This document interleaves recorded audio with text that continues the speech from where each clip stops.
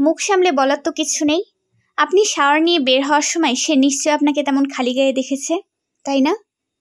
Shower নিয়ে বের হওয়ার পর ওকে আমি নিধির সাথে কিচেনে দেখেছি, আমার রুমে নয়। এমনকি আমার অনুমতি না নিয়ে তোকে কল করেছে ছুটি। লিজা, সত্যি আমার কিছু হয় না, বিশ্বাস করো আমায় প্লিজ। আবার কিছু হাবিজাবি ভেবে নিয়ে আমার থেকে দূরে সরে যাস না প্লিজ। গেলাম না, গেলে তো এতদিনে যেতামই, বলুন। সোহা একটুখানি ছাদে গিয়েছিল, ঘরে থেকে থেকে বিরক্ত লাগছে বলেই যাওয়া তার। অথচ কে জানতো এটুকু সময়ের জন্য ছাদে যাওয়ায় তার জন্য এতটা ভয়ঙ্কর হয়ে উঠবে। যখনই দুপুর গড়িয়ে বিকেল হবে, ঠিক তার আগ মুহূর্তে সিয়া কি একটা কাজে যেন নিচে এলো। সুহাকে বলে গেল বসে থাকতে, সে আসার পর একসাথে যাবে। অথচ সুহা যখন দেখতে পেল স্বচ্ছর গাড়ি এসে রাস্তার অপর পাশে এসে দাঁড়িয়েছে, ঠিক তখনই নিচে নামার প্রস্তুতি নিল উৎফুল্ল চিত্তে। ভাবলো এটুকু আর এমন কি, সে নিজে নিজে অবশ্যই সিঁড়ি পেরিয়ে নিচে যেতে পারবে। কিন্তু ভাগ্য তার সহায় হলো না। ছাদের দরজা পেরিয়ে প্রথম সিঁড়িটায় পা রাখতেই কে যেন তাকে পেছন থেকে ঠেলে দিল সজোরে। সোহা তাল সামলাতে পারল না, গুনে গুনে 12টা সিঁড়ি গড়িয়ে পড়িয়ে দেওয়ালের সাথে গিয়ে ঠেকলো সোহার শরীরটা। সোহা ছটফট করে ব্যথায় হাত দুটো চলে যায় পেটে। অসহ্য যন্ত্রণায় অস্ফুট স্বরে চিৎকার করতেই সেখানে সিঁড়ি বেয়ে ছাদে যেতে থাকা সিয়া এসে উপস্থিত হলো। ভাবির এমন কাণ্ডে সে কি করবে নিজেই বুঝে পেল না যেন। মস্তিষ্ক শূন্য লাগে। সিয়া চিৎকার করে, সোহাকে বুকের সাথে জড়িয়ে বুঝাতে লাগে যন্ত্রণা হবে না, হবে না যন্ত্রণা তার। অথচ যন্ত্রণা কি কমার প্রশ্ন আসে? সোহা টের পায় তার কলিজা যেন ছিন্ন বিচ্ছিন্ন হয়ে যাচ্ছে। যন্ত্রণার চোখ গলিয়ে পানি আসে মেয়েটার, দাঁত খিচে যায় ব্যথায় যন্ত্রণায়, হাত পা গুলো সিঁড়ির ওইটুকু মেঝেতেই ধস্তাধস্তি করে বারংবার। সিয়ার চিৎকার শুনে স্বচ্ছ যখন ছুটে উপরে এলো, ঠিক তখনই তার কলিজা শূন্য হয়ে এলো। সুহাকে এভাবে ব্যথায় কাতরাতে দেখে স্বচ্ছ ছুটে যায় মেয়েটার কাছে, বুকে আগলে নিয়ে রোদ হয়ে আসা গলাতেই কোনো রকমে বলল, সুহাসিনী, কিচ্ছু হবে না তোমার, কিংবা তার কিচ্ছু হবে না। সুহার মন মস্তিষ্ক তখন এসবে মনোযোগ নেই বোধ হয়। ব্যথায় কাতরাই সে, অসহ্য রকমের যন্ত্রণায় মূর্ছা যায় যেন। স্বচ্ছর পাগল পাগল লাগে এমতা অবস্থায়। অস্থিরতার চরম সীমায় পৌঁছিয়ে অকস্মাৎ কোলে তুলে নেয় সুহাকে। এই প্রথম সুহাকে কোলে তুলে সে অনুভব করে তার সামনে এগোতে কষ্ট হচ্ছে, নিঃশ্বাস রোধ হয়ে আসছে। অজানা আশঙ্কায় পুরুষ মানুষ হয়েও তার কান্না পাচ্ছে এই মুহূর্তে। চোখ লাল হয়ে উঠছে ক্রমশ তার। স্বচ্ছ সুহাকে কোলে তুলে নিয়ে কোনো রকমে সিয়াকে বলল, আমার পিছু পিছু একটু দ্রুত আয় সিহা, গাড়িতে নিতে হবে। কথাটুকু বলেই দ্রুত পা চালালো সে। অতঃপর দ্রুত পা বাড়িয়ে সিঁড়িগুলো মারিয়ে নিচে এলো। আসার পথে যোগ দিল তার আম্মু, সাথে এক গাদা কান্নাকাটি। বংশের প্রথম নাতনি আসছিল বলে কথা, অথচ মাঝ পথেই এমনটা হবে কে জানতো। স্বচ্ছ অবশ্য এসব কান্নাকাটিতে সময় নষ্ট করলো না। যত দ্রুত সম্ভব সে গাড়িতে সোহাকে গিয়ে রাখলো। কেন জানি না সোহার দিকে তাকানোর সাহস তার হলো না। বুক কাঁপছে, হাত পা কাঁপছে, হৃদকম্পন অতি দ্রুত চলছে পুরুষটার। স্বচ্ছ এই পর্যায়ে কান্না আটকানোর ব্যর্থ চেষ্টা চালিয়ে দাঁতে দাঁত চাপল। নিজে ড্রাইভ না করে ড্রাইভারকে ড্রাইভ করতে বলে স্বচ্ছ সোহাকে আগলে নেয়। সোহার মাথায় মুখ ঠিকিয়ে এবার হুট করে এসে কেঁদে ফেলে। ভেজা চোখে রুদ্ধ হওয়া স্বরেই কোনো রকমে বলে উঠল, কেন এমন হলো সুহাসিনী? আমি তো বিধাতার কাছে এত করে বললাম তোমাকে সুস্থ রাখতে, তোমাকে আম্মুজানকে সুন্দরভাবে আমার কাছে রাখার জন্য এত আকুল আবেদন ছিল আমার তার প্রতি, তবুও শুনল না সে। কেন এমনটা করলো সুহাসিনী? কেন আমার বাচ্চাটাকে বিনা কারণে কষ্ট পেতে হচ্ছে? কেন তোমাকে এই যন্ত্রণা দেখতে হচ্ছে সুহাসিনী? আমি তো তার প্রার্থনা কিছু কম করিনি এই কয়েক মাসে সুহাসিনী। সোহা বোধ হয় এবার সত্যিই নিজের কপালে উষ্ণ পানির স্পর্শ টের পায়। ব্যথায় যন্ত্রণায় নিজের বিভৎস মুহূর্তের মধ্যেও সে অবাক হয়ে তাকালো স্বচ্ছর দিকে। স্বচ্ছ এবারও সোহার কপালে মুখ ঠেকিয়ে পাগলের মতো চুমু দিতে দিতে কেঁদে বলে উঠে, সুহাসিনী, আমার ভালোবাসাকে মিথ্যে করে দিও না সুহাসিনী। আমি আমি তোমাকে ছাড়া থাকতে পারবো না সুহাসিনী। প্লিজ প্লিজ সুহাসিনী, আমার তোমাকে ছাড়া কিচ্ছু লাগবে না, কিচ্ছু না। তুমি হলেই চলবে সুহাসিনী, প্লিজ থেকে যাও। থেকে যাও না সুহাসিনী। রোহান আজ দুপুর বেলাতেই বাসায় ফিরল মূলত একটা কাজেই। রাহা তা দেখে আর চোখে তাকায়। ক্লান্ত মুখ চাহনি নিয়ে বসে থাকা ছেলেটার দিকে দূর থেকে মিনিট কয়েক তাকিয়ে থাকে রাহা। দীর্ঘশ্বাস টানে, অতঃপর নিজ মনেই বলে, শুধু যে দাদাজান বলেছে বলেই আমি আপনাকে বিয়ে করেছি এই কথাটা আসলে ভুল রোহান ফারাবি। কোথাও না কোথাও আমি সত্যিই আপনাতে আটকে গিয়েছিলাম, কোথাও না কোথাও আপনাকে সত্যিই আমার মনে ধরেছিল, তাই তো আপনার মন পাবো না জেনেও বিয়ে করেছি। আপনি আমারই বোনকে ভালোবাসেন জানেন, বেহায়ার মতো আমি আপনারই বউ হয়েছি। আচ্ছা, কখনো আমার প্রতি আপনার ভালোবাসাটা জন্মানোর চান্স আছে মিস্টার রোহান ফারাবি? বোধহয় নেই। কথাটুকু বলে রাহা রুমের সোফায় শরীর এড়িয়ে দেয়। তার সোফা এবং খাট ভাগাভাগি করেই ঘুমায় দুজনে। রোহান খাটে হলে অপরজন সোফায়। রাহা সোফায় ঘুমানোর চেষ্টা করলো, চোখ বুঝল। কখনো আর চোখে তাকিয়ে খেয়াল করলো রোহানের কার্যকলাপ। রোহান যখন কাজে ব্যস্ত ঠিক তখনই ফোনে মেসেজের আওয়াজ পাওয়া গেল। রোহান ব্রুকুচকে তাকাতেই দেখতে পেল ওটা রাহার ফোন। স্ক্রিনে ভেসে আসছে, ভালো আছো নিশ্চয়ই। বহুদিন তোমার মুখখানা দেখা হয় না প্রিয়তমা, দেখা হয় না তোমার মায়াবী আঁখি, তোমার ঠোঁটের নিচে সেই তিল। আফসোস আজকাল আমি বেলকুনির গ্রিলে সেই মেয়েটির প্রতিচ্ছবি পাই না এক গাধা স্নিগ্ধ অনুভূতি। এই যেমন আজ ফিরে যাচ্ছি তোমার বেলকুনির মুখ থেকে, তোমাকে না দেখে। ভালো থেকো। রোহান ভ্রু কুচকায়। হুট করে এক পুরুষালী অধিকার মেজাজ খিটখিটে করে তুলল। তার বউকে অন্য কেউ এমন প্রেম নিয়ে লিখবো কেন? ভালোবাসুক অথবা না বাসুক, তারই তো বউ। সে বউকেও কেউ ওই নজরে দেখবে কেন? রোহানের দাঁত চিরচির করে। দ্রুতই দরকারি কাজ ফেলে ব্যালকনিতে গেল। দুপুরের রাস্তায় বহুজনের দেখা মিললেও ওপাশে এক যুবককে দেখা গেল সিগারেট ফুঁকতে ফুঁকতে বেখেয়ালিভাবে হেঁটে যেতে। রোহান ভ্রুকুচকায়। কিয়ৎক্ষণ সে যুবককে সন্দেহ করে রুমে ফিরে আসে। অতঃপর সোফায় ঝুঁকে রোহান বেশ অনেকটা সময় যাবৎ রাহার মুখটা দেখল। বোধহয় এই প্রথমে সে রাহাকে খেয়াল করেছে। এর পেছনে অবশ্য কারণ আছে। কারণ একটু আগেই রাহার ফোনে একটা মেসেজ এসেছে। মেসেজটি যে পাঠিয়েছে সে আগন্তুক যেভাবে রাহার মুখের মায়া সম্পর্কে লিখেছে তা পড়ে রাহার মুখটা দেখতে সে বাধ্য হয়েছে। কিন্তু বেচারা শান্তির মতো খেয়াল করে উঠতে পারল না। তার আগে রাহা চোখ মেলে চাইল। রোহানকে এভাবে তাকাতে দেখে দ্রুত বলল, কি দেখছেন এভাবে? রোহান হুট করেই সোজা হয়ে দাঁড়ালো। দাঁতে দাঁত চেপে বলে উঠল, তোমার ঠোঁটের নিচে তিল কেন থাকবে নবনী? এটা কেমন প্রশ্ন? সত্যি করে বলো তো, তোমায় কে ভালোবাসতো নবনী? দেখা হয়নি যেখানে সেখানে চিনব কি করে আমি? কিন্তু আপনার কিউরিয়াসিটি কেন ভাই? চেনো তুমি নবনী? বলো, আমি তার সাথে দেখা করতে চাই। আজব তো, চিনি না বললাম তো। চিনলে তো আমি নিজেই ওই ছেলেকে বিয়ে করে নিতাম জোর করে। তার মানে তাকেই বিয়ে করার স্বপ্ন ছিল তোমার? কিন্তু ছেলেটা তো ভালো ছিল, আমায় ভালোবাসতো খুব, এবং আমি আশাবাদী যে সে আমায় খুব ভালো রাখতো। এভাবে সোফায় ঘুমাতে দিয়ে কষ্ট দিত না অন্তত। ব্যাস, রোহান একটু ঝুঁকেই রাহাকে করে তুলল যেন। অতঃপর দ্রুত বিছানার সামনে গিয়ে ছুঁড়ে ফেলল অবহেলায়। দাঁতে দাঁত চিবিয়ে বলল, আজ থেকে খাটে ঘুমাবে, যা চাইবে তাই পাবে। কিন্তু কখনো যেন না শুনি রোহান ফারাবির বউ অন্য কোনো পুরুষকে চাইছে। এতটা নিচু লেভেলের মেয়ে আমার বউ হওয়ার যোগ্যতা রাখে না নবনী।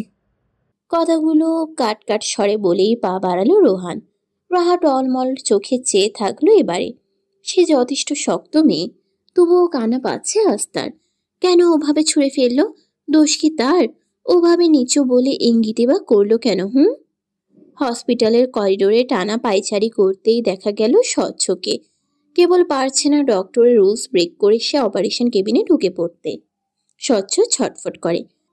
মিনিট 5 এভাবে কাটানোর পরে হুট করে তার মনে হলো সে সব হারাচ্ছে। ডক্টর বলেছে প্রেগন্যান্সিতে এমনিতেই সুহা হাজারটা জটিলতা, তার উপর ডেলিভারি টাইমে প্রবলেম হতে পারে বলা হয়েছিল। এই জন্যই এতকাল সে এত ভয় ভয়ে থাকত, এত সচেতন হয়ে চলতো। আর এখন তো আরো বিপদ। সুহার কতটা যন্ত্রণা হচ্ছে। তার বাচ্চাটা বাঁচবে তো? ওইটুকুনি মেয়েটা তার সোহা ফিরবে তো তার কাছে আবার? স্বচ্ছ আর ভাবতে পারে না যেন। কান্না আসে তার, তবে কাঁদে না। চোখ লাল টকটকে হয়ে ওঠে তার, চেহারায় বড্ড অবসাদ ফুটে ওঠে স্বচ্ছর। স্বচ্ছ নিজেকে সামলাতে পারে না, বুক চিনচিনে ব্যথা হয়। ধরে আসে কেমন ব্যথাটা, এক হাতে সে বুকের বাঁ পাশটাও চেপে ধরে। কিন্তু অতিরিক্ত চিন্তা, অতিরিক্ত ভয়, এসবকে সামলে উঠতে না পেরে পুরুষটা মিনি হার্ট অ্যাটাকের ব্যথা নিয়ে ঘামতে থাকে। অতঃপর হেলে পড়ে হসপিটালের করিডোরেই। দূর হতে সিয়া এবং তার মা তা দেখেই দ্রুত ছুটে আসে মুহূর্তে। ছুটির ব্যাগ গোছানো কমপ্লিট। ছোটনকে সব বলে রাখা আছে যাতে সে কাউকে না বলে। ফিহাকে বলেছে গ্রামের বাড়ি যাবে তারা। এটুকু বলে বেঁচে গেলেও আবির বোধহয় তা বিশ্বাস করল না। তা জানার পরপরই দ্রুত ছুটিকে কল দিল। ছুটি এবারেও সঙ্গে সঙ্গে কল তুলে না। 2-3 বার কল আসার পর যখন কল তুলে ঠিক তখনই আবির বলে ওঠে, অবহেলা শিখেছিস আমাকে? অবহেলা করলে কেমন লাগে তা বোঝাতে চাইছিস? কল না তুলে বারংবার? এত সাহস হয় কি করে তোর? ছুটি মৃদু হাসে। বাহ, সে পুরুষ সাহস দেখালে কিচ্ছু হয় না, অথচ ছুটির বেলাতে দোষ। ছুটি ভালোবাসে বলে সাহস দেখাতে পারবে না? ছুটি তা ছিল নিয়ে বলে, আপনার থেকেই তো একটু আধটু শিখলাম আর কি আবির ভাই। সাহস থাকতে তো দোষ নেই বলুন। পুরোপুরি নিজেকে ফিট করে যখন দেশে ফিরবো তখন তোর সাহস ঘুচাবো। তখন পালানোর চেষ্টা চালাস না আবার। পালানোর চেষ্টা তখন কি চালাবে? সে তো এখনই পালাচ্ছে। কালি। ছুটি দীর্ঘশ্বাস ফেলে বলল, অপেক্ষায় থাকলাম। সত্যি করে বল, তোর মাথায় কোন কবুতী চলছে ছুটি?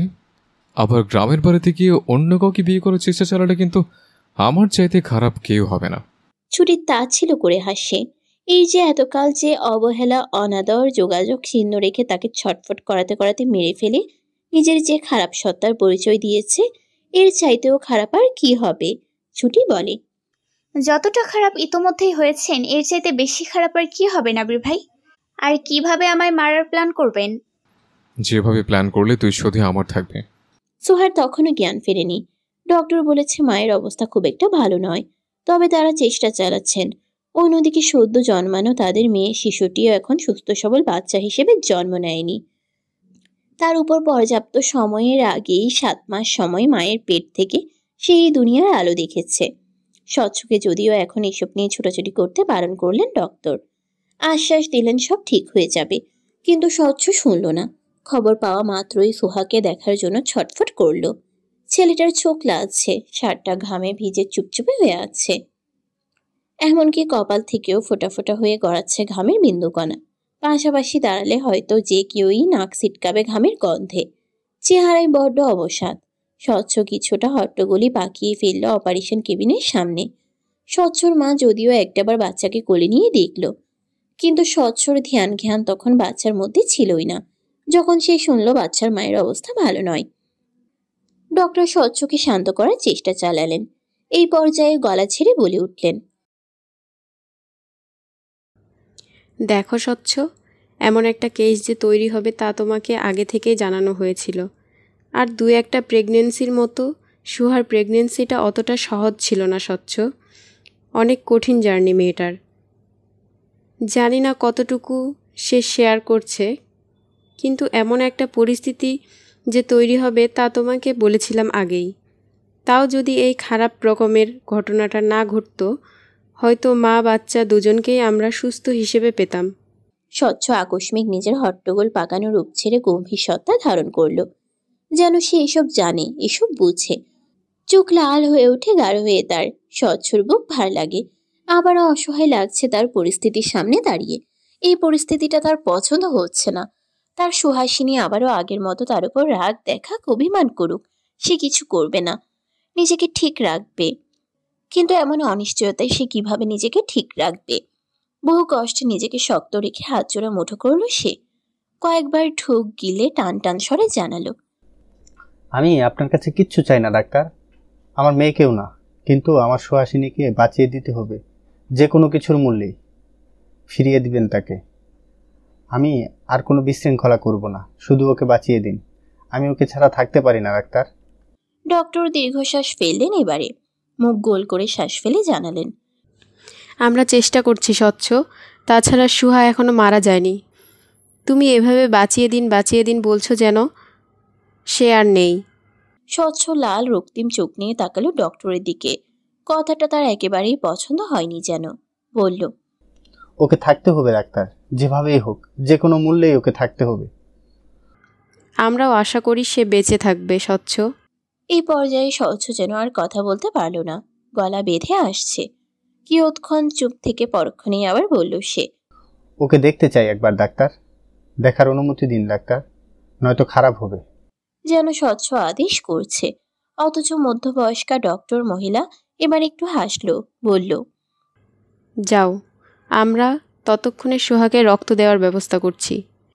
স্বচ্ছ আর কথা শুনল না, গটগট পায়ে পা বাড়ালো কেবিনের দিকে। পিছু পিছু গেল ডক্টর নিচেও। স্বচ্ছ কেমন করে যেন উদ্ভ্রান্তের মতোই প্রবেশ করলো। যা দেখে নার্সরা বাধা দিতে আসতেই ডক্টর ইশারে নিষেধ করলো। মুহূর্তেই নার্স দুজন বেরিয়ে আসলেন। স্বচ্ছ কাঁধ ফিরিয়ে অবশ্য একবার চাইল। দেখা গেল শুধু দরজায় দাঁড়ানো ডক্টরকে। ডক্টর চোখে চেয়ে যেন এটাও বুঝালো, যাও, বউয়ের কাছে যাও। স্বচ্ছ অপেক্ষা করে না, পরপরই উস্কো খুস্কো চুল নিয়ে, লাল রক্তিম চোখ নিয়ে উদ্ভ্রান্তের মতো গিয়ে দাঁড়ালো সোহার পাশে। মেয়েটার চোখ বুঝে রাখা। স্বচ্ছ দীর্ঘশ্বাস টানে, মাথায় হাত রেখে ঝুঁকে চুমু খায় কপালে, পরপরই গালে, মুখে অসংখ্য চুমু দিল। ছোট বাচ্চাদের মতো অভিযোগ জানিয়ে বলল, সুহাসিনী, যদি আমাকে ছেড়ে যাওয়ার কথা ভাবো তাহলে একদম মেরে দিব বলে দিলাম। আমাকে ছেড়ে যাওয়ার কথা একদম ভাবনাও আনতে পারবে না, বুঝলে? তুমি এখনো অনেক দূর যাওয়া বাকি সুহাসিনী।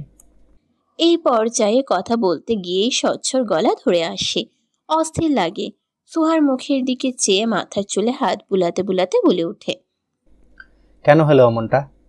এতটা সতর্ক থাকার পর বিধাতা আমার সহায় হলো না সুহাসিনী? সে তোমার মতোই নিষ্ঠুর, বলো? তোমরা সবাই নিষ্ঠুর। পেছন থেকে ডক্টর মৃদু হাসে, তখন স্বচ্ছর পাগলামো দেখে। ছেলেটা সম্ভবত পাগলের মতোই বউকে ভালোবাসেন বলে আন্দাজ করেন উনি। অতঃপর স্বচ্ছকে ওভাবে কথা বলতে দেখে শুধায়, স্বচ্ছ দেখেছ তো বউকে, এবার বাইরে যাওয়া যাক, ওকে ব্লাড দিতে হবে। স্বচ্ছ ভদ্র বাচ্চাদের মতো সরে দাঁড়ায় এবারে। পরপরই আবারও পা বাড়িয়ে ঝুঁকে গিয়ে চুমু বসালো সোহার গালে, বলল, ছেড়ে যাচ্ছি না, সময় দিচ্ছি সুহাসিনী, সুস্থ হও, প্রমিস। কেবল সুস্থ হও সুহাসিনী, তারপর তোমাকে আমি বুঝাবো এভাবে চিন্তায় ফেললে কি হয়। কথাটুকু বলেই স্বচ্ছ পা বাড়ালো। ওখান থেকে বের হতেই হুট করে কোথা থেকে যেন একটা গুটানো কাগজ ছুঁড়া হলো তারই উদ্দেশ্যে।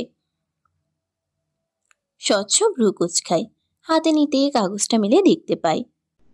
ভেবেছি তোমার বাচ্চা মরে গেলে বাপ সন্তানের সম্পর্কের দামটা বুঝতে পারবে, কিন্তু তুমি তো দেখছি তোমার বউয়ের চিন্তাতেই অন্ধ। সন্তানকে নিয়ে ভাবার সময়টুকুও নেই। তাহলে বরং সন্তানটা থাকুক, কি বলো? স্বচ্ছ দাঁতে দাঁত চিবোয়। কে হতে পারে তা আন্দাজে আসে না তার। তবে এদিক ওদিক তাকায় সে, কাউকে না দেখতে পেয়ে ফ্লোরে লাথি বসায়। রাগে শরীর জ্বলে উঠে। ঠিক এই মুহূর্তেই তার মনে পড়ল তার একটা মেয়েও পৃথিবীতে আছে, যে কিনা আজই একটু আগে জন্ম নিয়েছে। স্বচ্ছর বুক ভার লাগে। অল্প সময়ে সুস্থ হয়ে না জন্মানোতে বাচ্চাকে NICU-তে রাখা হবে। নিশ্চয় এতক্ষণে রেখে দিয়েছে। স্বচ্ছর নিজেকে বাবা হিসেবে ব্যর্থ ব্যর্থ লাগে। সন্তানকে একটাবার কোলে অবধি নিল না সে, যাকে এতকাল এত আদরে আগলে রেখেছিল। স্বচ্ছ এসব ভাবতে ভাবতেই নিজের মায়ের পাশে গিয়ে দাঁড়ায় দ্রুত পায়ে। উসকুস করতে করতে শুধায়, আমার আম্মুজানটা কোথায় আম্মু? একবার দেখতে চাই। স্বচ্ছর আম্মু মুহূর্তেই উত্তর ছুড়ে, একটু আগেই তো নার্স এসে নিয়ে গেল। আমি একবার দেখতে পারবো আম্মু? শুধু একবারই। পাগল, দেখতে পারবি। স্বচ্ছর বুকটা ঢিপ ঢিপ করে। বাবা হওয়ার কিঞ্চিত আনন্দেই নাকি কি জানি। অতঃপর মায়ের আর চাচির পিছু পিছু সে পা বাড়ালো। সিয়া আর তিহান ওখানেই থাকলো। স্বচ্ছ মা কথা বলে বাচ্চাকে দেখানোর ব্যবস্থা করলো। স্বচ্ছর যেন হাত পা কাঁপে এবারে। ওইটুকু ছোট বাচ্চাটাকে দেখে হৃদস্পন্দন থমকে যায় তার। মনে হয় এটাই তো তাদের সেই ছোট অংশটা। এই ছোট বাচ্চাটার সাথেই এতদিন কত খুনসুটি, কত কথা। স্বচ্ছ বড্ড আবদার করে জানালো, একবার কোলে নিব আম্মু? স্বচ্ছর মা এবারেও কথা বললেন। নার্সটা মুহূর্তেই নাকচ করে বললেন, ওনার শরীর ময়লা লাগছে, বাচ্চাকে এভাবে কিভাবে দেয়? স্বচ্ছ নিজের দিকে তাকায়। সত্যিই বিচ্ছিরি রকমে অপরিষ্কার দেখাচ্ছে বোধহয় তাকে। তবুও নার্স যখন হ্যাঁ না বলতে বাচ্চাকে এগিয়ে দিয়েছিল, সে লোভ সামলাতে পারল না। হাত বাড়াতে নিল, আবার পর মুহূর্তেই ভীতগ্রস্ত হলো। বাচ্চাটা যদি পড়ে যায় হাত গুলিয়ে, সে নিতে পারবে কোলে এইটুকু বাচ্চাকে? স্বচ্ছ বড্ড অসহায় ফিল করে বলে, ও যদি হাত গলিয়ে পড়ে যায় আম্মু? পড়বে না। স্বচ্ছ এবার কোনোভাবে কোলে নিল নিজের খামাটে শার্টটার সাথে চেপেই। এত নরম পুতুলটা যেন তুলো। স্বচ্ছর মনে হলো তার শক্ত শরীরের সাথে লেগে বাচ্চাটা ব্যথা পাবে যেন। পর মুহূর্তেই মনে হলো তার ঘাম জড়িত শার্টে বাচ্চাটা ময়লা আবর্জনা লেগে জীবাণু সংক্রমণ করলে। স্বচ্ছ মুহূর্তেই মায়ের দিকে ফিরে বলে, এত নরম? আমার কোলে যদি ব্যথা পায় আম্মু? পাবে না। স্বচ্ছ ড্যাব ড্যাব করে পরক্ষণে কিছুটা সময় তাকিয়ে থাকে বাচ্চাটার পানে। বহুক্ষণ থাকিয়ে বলে, আম্মু, ও আমার আম্মু জান, তাই না? হ্যাঁ। স্বচ্ছ বাচ্চাটাকে পর্যবেক্ষণ করতে করতে বলে ওঠেন, আম্মু, ও তো দেখতে হুবহু সুহাসিনীর মতো। দেখো, চোখ, মুখ, নাক। স্বচ্ছর চাচি হুট করেই জানালো, ও না থাকলেও যাতে ওর মেয়েটার মধ্যে দিয়ে আমাদের মাঝে থাকে, বোধ হয় এ কারণেই উপরওয়ালা এই চেহারা দিয়েছেন। স্বচ্ছর চোয়াল শক্ত হয়। এটা কেমন কথা? সে মুহূর্তেই বাচ্চাকে নার্সের কাছে দেয়। দেখা শেষ বলে চলে যেতে যেতে চাচির সামনে দাঁড়ালো। দাঁতে দাঁত চিপিয়ে বলল, কি বলবেন চাচি? এমন অবস্থা দেখে উনি চুপ করে থাকলেন। স্বচ্ছ ফের আবারও জোর গলায় বললেন, কি হলো বলুন। নার্সরা মুহূর্তেই শুধালো, আওয়াজ করবেন না। স্বচ্ছ জোরে শ্বাস টানে, নার্সদের দিকে চেয়ে বলে, ওকে, আমার মেয়েকে দেখে রাখবেন, বুঝলেন? যদি শুনি আমার মেয়ে এখানে কষ্ট হচ্ছে, তাহলে কিন্তু আপনাদের হসপিটালের নামে মামলা ঠুকে দিব নার্স। এতটুকু বলেই হন হন করে চলে গেল সে। নার্সরা বোকার মতো চেয়ে থাকে আর বিড়বিড় করে বলে, অদ্ভুত পাগল লোক। স্বচ্ছ যখন পা বাড়িয়ে আবারও সুহার ওখানে যাচ্ছিল, ঠিক দূর থেকে কানে এলো, পেশেন্ট রেসপন্স করলো ম্যাম, জ্ঞান ফিরেছে। আবিরের সামনে এলিজা।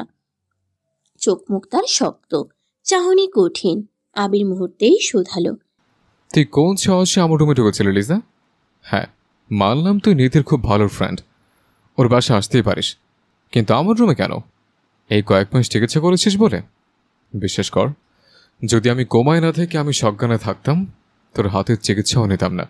এই লিজা যেন কষ্ট পায়, বলে, একটু বেশি ঘৃণা করছো না আবির? অতটাও খারাপ নই আমি। তুমি বোধহয় ভুলে গেছ, তুমি এখনো মাঝে মাঝে সেন্সলেস হয়ে যাও আবির।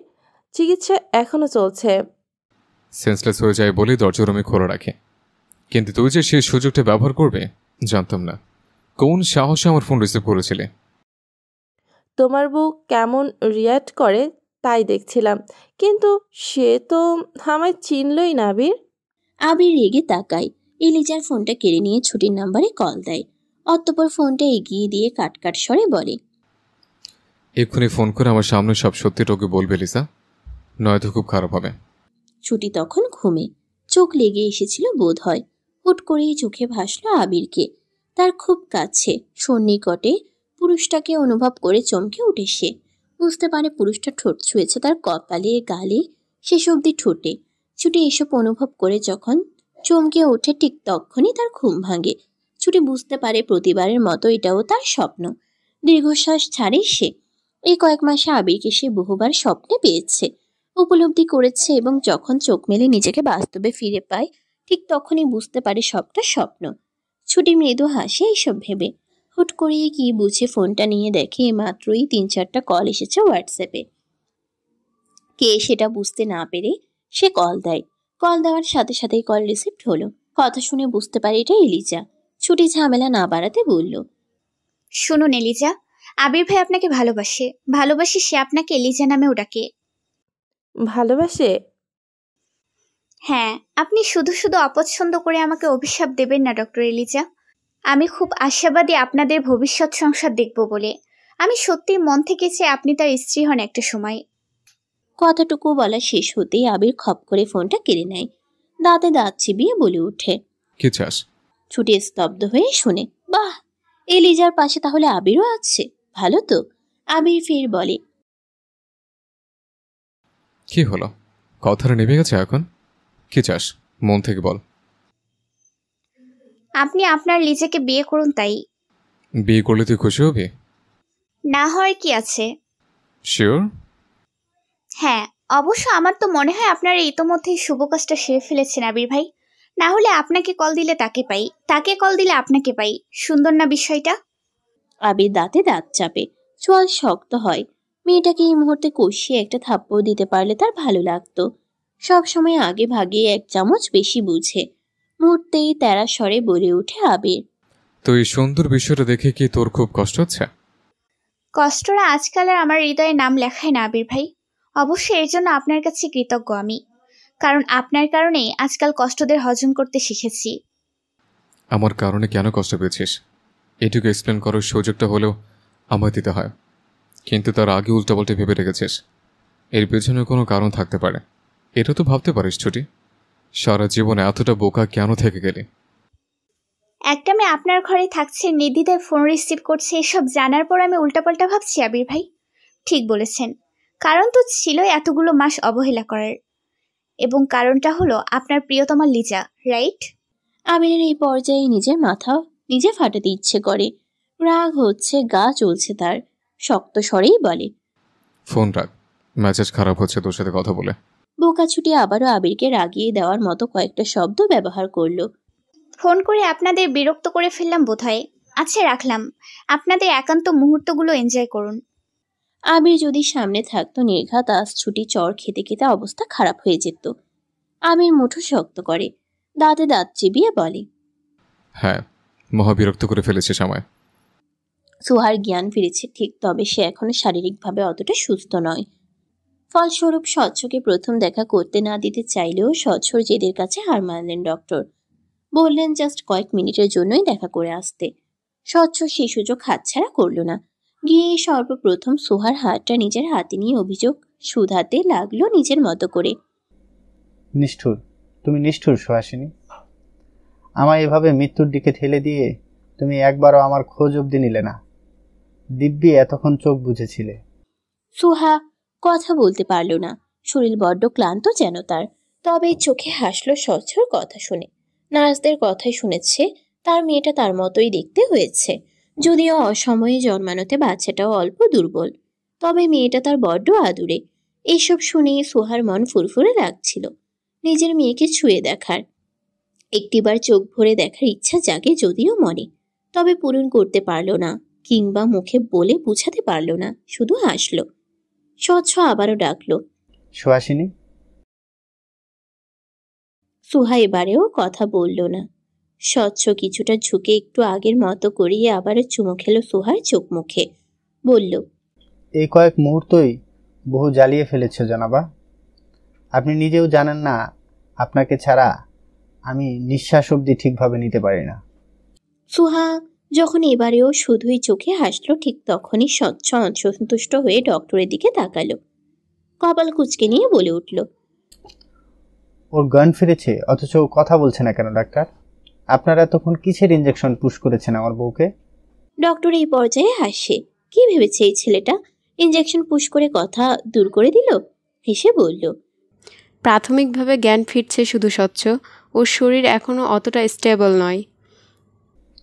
স্টেবল হতে কতক্ষণ লাগবে ডাক্তার? সময় দিতে তো হবে স্বচ্ছ। এটা ওর শরীরের কন্ডিশন এবং সময়ের উপর ডিপেন্ড করছে। এমনও হতে পারে ওর অবস্থা উন্নতির দিকে না গিয়ে অবনতির দিকে গেল। কোনো কিছুই তো আমরা নির্দিষ্ট করে বলতে পারি না। ভয় দেখাচ্ছেন ডাক্তার? না স্বচ্ছ, বাস্তব কথাই বলছি। আপাতত তুমি ওর সাথে কথা বলো, যাও কিছুক্ষণ। কথাটুকু বলেই ডক্টর চলে গেলেন। সুহাসিনী, কথা বলবে না আমার সাথে?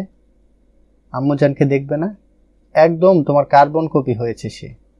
এই পর্যায়ে সুহা উৎসুক হয়ে তাকালো, যেন বুঝতে চাইল ও কেমন আছে। স্বচ্ছ সে উৎসুক দৃষ্টিতে চেয়ে হাসলো, কপালে চুমি এঁকে বলল, ও ভালো আছে, তুমিও ভালো হয়ে যাও সুহাসিনী। তারপর তিনজনে আমরা সুখ কুড়ব। রাহাকে হসপিটালে নিয়ে এলো রুহানি। খবর পেয়ে সুহার মা আর দাদা এসেছেন আরো আগে। রাহাও এলো মাত্রই। রোহান তখন দরজায় দাঁড়িয়ে স্বচ্ছ আর সুহাকে দেখছিল এক চাহনিতেই। সুহাকে কেমন যেন ঝিমিয়ে আছে মনে হচ্ছে। রাহা অবশ্য দূর থেকে রোহানের তাকিয়ে থাকাটা খেয়াল করে। অতঃপর সামনে এসে হেসে বলে, আপুর বাচ্চাটা একদম কিউট ফিউট, দেখতে একদম আপুর মতোই সুন্দর, বুঝলেন? রোহান তাকালো রাহার দিকে, বলল, বুঝলাম। রাহা এবার সুহা আর স্বচ্ছর দিকে একবার তাকায়, বলল, দুলা ভাই আপুকে একটু বেশি ভালোবাসে, দেখুন। দেখেছি। আপনার কি কষ্ট হচ্ছে আপু আর দুলা ভাইকে একসাথে দেখে? কেন কষ্ট হবে? আমি জানি আপনি আপুকে একটু বেশি ভালোবাসেন, তাই না? ভুল না হলে এখনো ভালোবাসেন।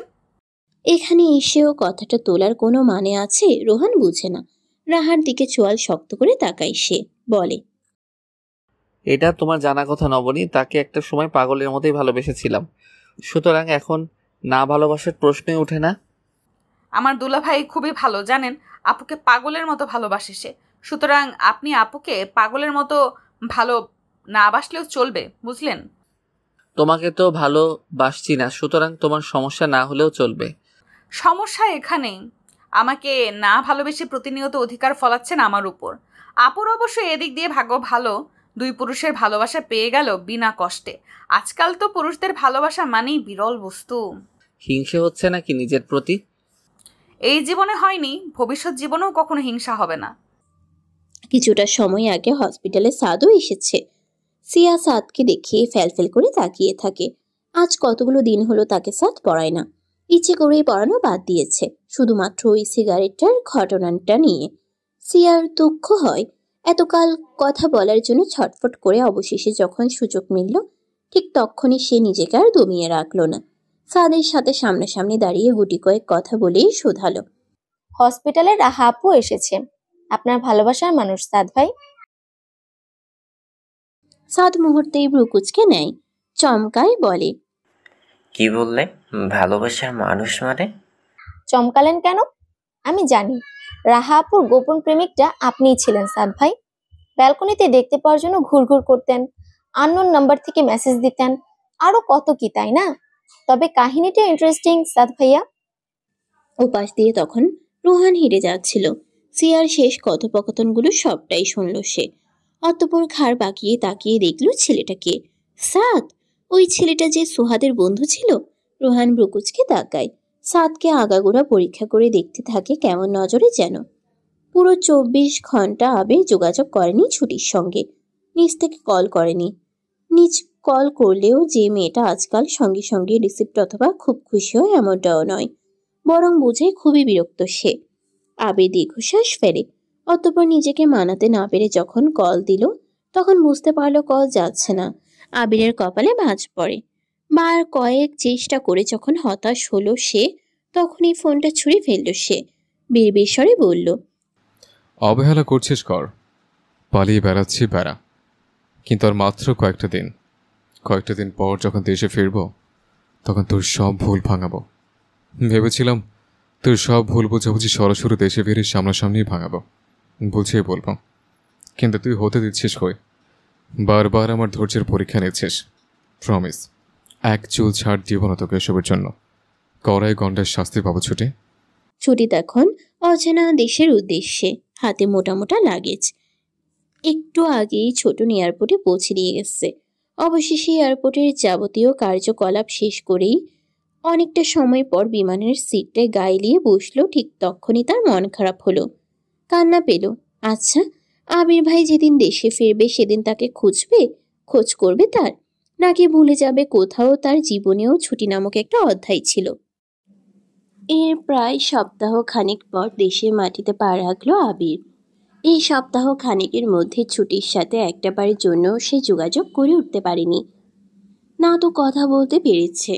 মেয়েটা একদম নিরুদ্দেশ হয়ে গেছে যেন হঠাৎ। যদি গ্রামের বাড়ি ঘুরতেই যায় এমন নিরুদ্দেশ হতে হবে কেন? আবির দম বন্ধ হয়ে নিজে থেকে অনেকবার চেষ্টা করে যখন যোগাযোগ করতে পারলো না, তখনই ফিহা ফোন ব্যবহার করলো। শুনলো ওরা নাকি গ্রামের বাড়ি ছেড়ে বাসায় ফিরে এসেছে। কিন্তু ফিরে আসার পর থেকেই নাকি ছুটি রুম ছেড়ে বের হয় না, কারোর সাথে কথা অবধি বলে না। এমনকি ফিহাকেও এসব বলে বলে ছোটন তাড়িয়ে দিয়েছে। ছুটির সাথে দেখা করতে দেয়নি, কথা বলতে দেয়নি। অবশেষে ছটফট করা আবিরকে দেশে ফিরতে হলো প্রিয়তমার খোঁজ নিতে।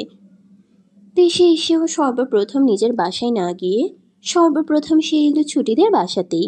এসেই বাবু হয়ে বসলো সোফায়। নিজের ব্লেজারটা খুলে একপাশে রাখতে রাখতে সামনে ছোটনকে উদ্দেশ্য করে বলে উঠল, কি সমস্যা তোর বোনের? বিয়ে করে বড় হয়েছে বলে সব যন্ত্রণা কেবল আমার? ফোন তোলো না কেন তোর বোন? ফোন অফ করে রাখে কেন? একটুখানি খোঁজনের ভদ্রতাটুকুও নেই তোর বোনের মধ্যে। এত সাহস হয় কি করে ওর? শুনলাম বাসা থেকে বের হয় নাকি সে, আবার কারোর সাথে দেখাও করে। ফিহাটা এতদিন এলো, অথচ এই কয়েকদিনে একবারও দেখা করলো না। এত বেয়াদব হলো কি করে এই ছুটির বাচ্চা ছুটি? ছোটন একদম শান্ত দৃষ্টিতেই তাকায়। আবির ভাই যে আপুর জন্যই ছুটে আসবে তা যদিও তার জানা, তবে তার মনে হয় কিছু কিছু ক্ষেত্রে তার আপুর কষ্টটা এই ছেলেটারও পাওয়া উচিত। সে নিজেই দেখেছে তার আপুটা কিভাবে গুমড়ে মরেছে প্রতিটা দিন, কিভাবে চাপা কষ্ট বয়ে বেরিয়েছে প্রতিটা সময়। তাই তো কথা ঘুরানোর প্রসঙ্গে হাসলো সে। আবিরের পাশে বসতে বসতে হেসে বলল, আবির ভাই, বহুদিন পর দেখা হলো, কবে ফিরলেন? ঠিক বহুদিন, অথচ তোর বোন নিষ্ঠুর। বহুদিন পর দেশে এসছে শোনেও দেখা করবে না। তোর বোনের তো এতক্ষণ অন্তত আমায় দেখা দেওয়ার কথা, বল। ছোটন বেশ পরিপক্ক ও জ্ঞানী মানুষের মতো করেই পুনরায় কথাটা পাল্টাতে হাসলো। ফের বলল, কবে ফিরলেন? দেখে বুঝতে পারছিস না যে মাত্রই ফিরলাম? মাত্রই ফিরে আমাদের বাসায় এলেন? কারণ তোদের বাসায় তোর বোন থাকে। দেখি, চুপ কর, ডেকে দে তো ওই বেয়াদব মেয়েটাকে। আমি একটু দেখি ওর এত বড় সাহস হয় কি করে যে আমি এড়িয়ে যাই। ও আপু তো বলেছে আপু রুম ছেড়ে বের হবে না ভাইয়া।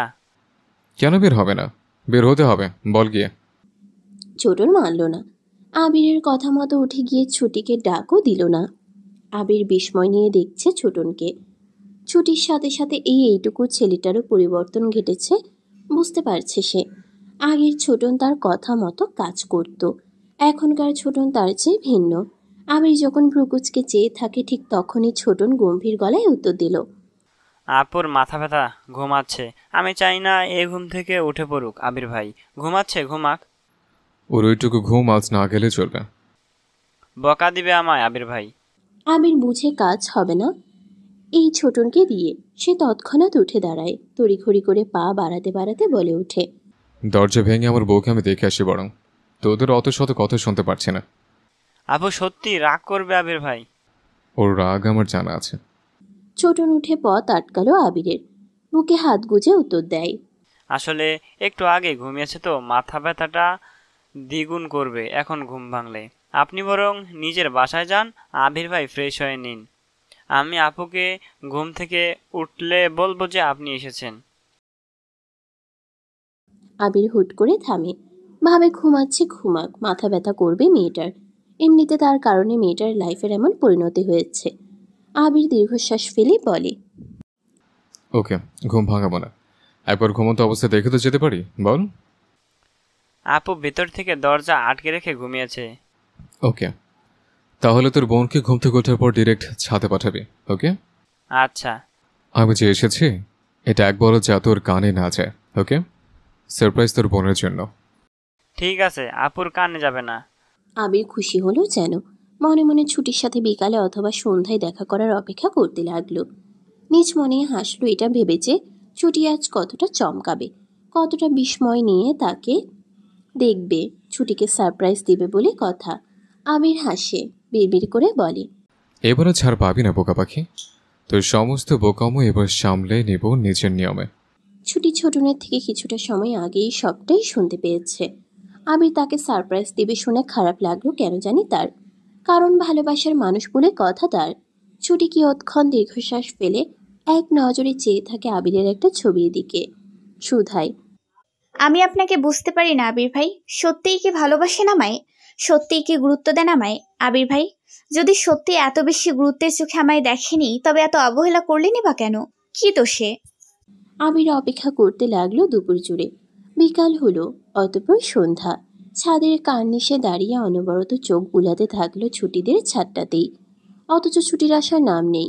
আবির বুকে হাত গুজে পায়চারি করে। একবার কে যেন বিকালে কাপড় নিতে এলো ছাদে। আবির তাও ভেবে নিল এটা বুঝেই ছুটি, কিন্তু পরক্ষণেই তাকে আশাহত হতে হয় এই দেখে যে এটা ছুটি নয়। আবির দীর্ঘক্ষণ অপেক্ষা করে ঠোঁট গোল করে শ্বাস ফেলে। ফোন নিয়ে দ্রুত ছোটনকে কল করে বলে, কি সমস্যা?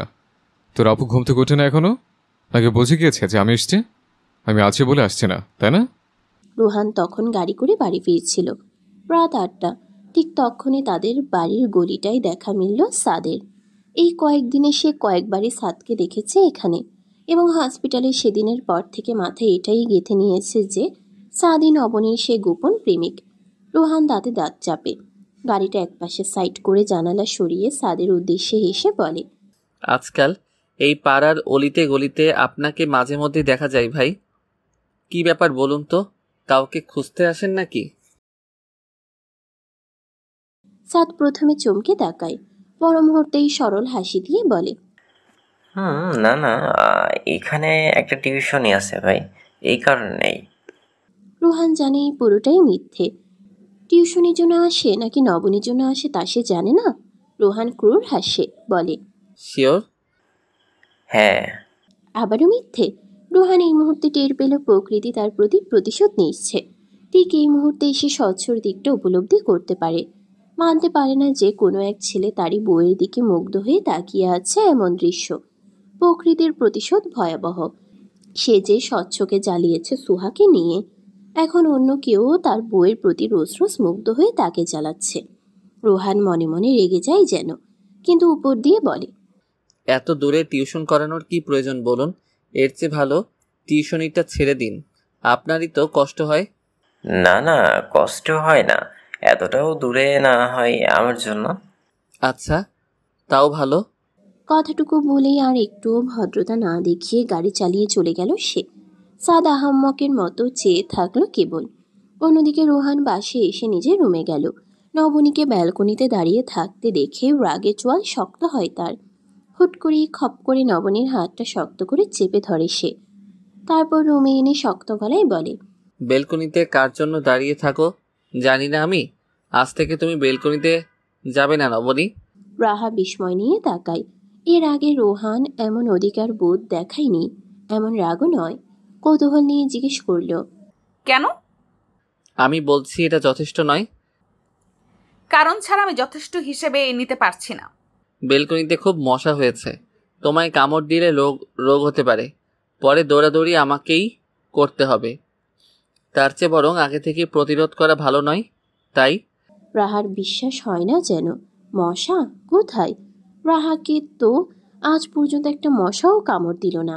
তাহলে এখন সপ্তাহ খানেক পর যখন সুহা সুস্থ হলো পুরোপুরি ঠিক, তখনই তাদের ছোট্ট প্রাণটার শ্বাসকষ্টজনিত সমস্যা দেখা দিল। এমনিতেও যে স্বচ্ছর আর সুহার ছোট্ট পিচ্ছিটার শারীরিক অবস্থা খুব বেশি ভালো ছিল এমন নয়। এমনকি বাচ্চাটার শারীরিক বিভিন্ন জটিলতাও ছিল। তবু সে ধীরে ধীরে সুস্থতার দিকে এগোচ্ছিল। কিন্তু হুট করে এই সমস্যা দেখে ঘাবড়ে গেল স্বচ্ছ সহ সবাই প্রায়। সোহাকে তখনও কিছু না জানালেও ডক্টরদের পিছু পিছু সে ভোর রাত থেকেই দৌড়াদৌড়ি করছিল সে। ওইটুকু নিয়ে প্রাণটা তার, আর কতটুকুই বা সহ্য ক্ষমতা ওর। স্বচ্ছ বারবার মুখ দেখে, কতটা মায়াময়, চোখগুলো কতটা সুন্দর তার প্রাণের। যেন পুরোপুরি মায়ের মতোই চেহারা পেয়েছে তার আম্মুটা। স্বচ্ছ অস্থির হয়ে মনে মনে সৃষ্টিকর্তাকে ডাকিত দিল বহুবার, এবারের মতো তার মেয়েটাকে সুস্থ করে দিক। স্বচ্ছ এরপর আর মেয়ের কিছুই হতে দিবে না। মাথায় তুলে রাখবে তার একরত্তি মেয়েটাকে। এত যত্ন করবে যে মেয়ে তার অসুস্থ হবেই না।